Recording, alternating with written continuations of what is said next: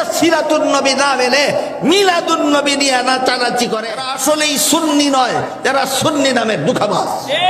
মিলাদুন নবীতে খুশি, নবীর জন্মে খুশি, কুরআন মানে না, নবীর জন্মে খুশি, হাদিস মানে না, নবীর জন্মে খুশি, ইসলামের বিধান মানে না, এই চরিত্র সুন্নিদের হয় না, এই চরিত্র আবুল আহাবের হয়।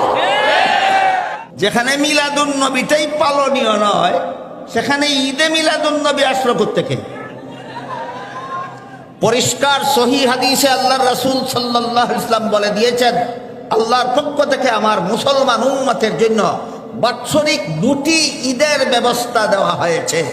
মনে রাখার ব্যাপার সমস্ত মুসলমানদের, আল্লাহর রাসূল বলে গেছেন মুসলমান উম্মতের জন্য আল্লাহর পক্ষ থেকে কতটি ঈদের ব্যবস্থা দেওয়া হয়েছে। একটি ঈদের নাম রাসূল বলেছেন ঈদুল আজহা, আর একটা ঈদের নাম আল্লাহর রাসূল বলেছেন ঈদুল ফিতর।